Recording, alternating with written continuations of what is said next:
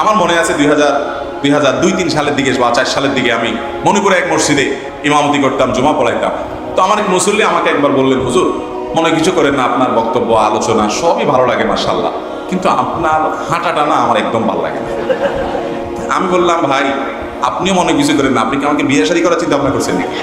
আমার হাঁটা দিয়ে আপনি কি করবেন? এটা কোন দেশি কথা? আপনি আমার থেকে এলেন নি, আপনি আমার কথা শুনবেন। আমার হাঁটা কি, আমার চুল কি, আমার চেহারা কি, এটা দেখানোর দরকার আছে আপনার? আমি অনেক মানুষকে দেখেছি এমন। আমরা চাই আমাদের ইমামগুলো সব ফেরেশতার মতো হবে। ইমাম সাহেবের যদি নামাজে কখনো ভুল হয় আমরা বলবো হায় হায়, ইমাম সাহেবের আবার ভুল হয়। এই হলো আমাদের দেশের মানুষের মন মানসিকতা। আরে ভাই, আপনার ইমাম সাহেব দিন শেষে একজন মানুষ, ওনারও ভুল হতে। নামাজে আমাদের নবী করিম সাল্লাল্লাহু আলাইহি ওয়াসাল্লামের ভুল হয়েছে, আপনি কোথায় আছেন? উনি নামাজে এক রাকাত কম থাকতে সালাম ফিরে ফেলছেন ভুলে।